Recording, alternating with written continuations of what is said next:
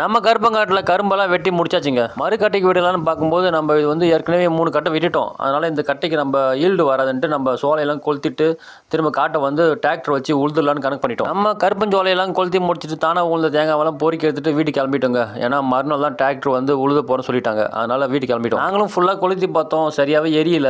ஆனால் டிராக்டருக்காரங்க வந்து என்ன பண்ண போகிறாங்கன்னு தெரியல. நம்ம ஐயாவும் காலையில் 7 மணிக்கெல்லாம் டிராக்டர் கொண்டு வந்துட்டார் நம்ம காட்டுக்கு. டிராக்டர் ஓட்டிட்டு வந்த ஐயாவுக்கு ஒரு 65 வயசு இருக்குங்க. இந்த வயசுல நம்ம ஐயா வந்து தரமாக டிராக்டர் ஓட்டுறாரு. அவரு வந்த உடனே இதில் எப்போ டிராக்டர் ஓட்டுறது, பில்லெல்லாம் ஒரு ஆள் மட்டும் இருக்கு, இதில் சரியாக மைய மாட்டான்னு கேட்டதுக்கு நீங்கள் ஃபஸ்ட்டு ஓட்டுங்க, அடுத்த சாலுக்கு பார்த்துக்கலான்னு நானும் சொல்லிட்டேன். ரொட்டவேட்டரில் ஓட்டுறதுக்கு எங்கள் ஊரில் 1 மணி நேரத்துக்கு வந்து 1200 சார்ஜ் பண்ணுவாங்க. ஆனால் நம்ம ஐயா 1000 ரூபா கொடுத்தாலே ஈஸியாக ஓட்டிட்டு போயிடுவார்.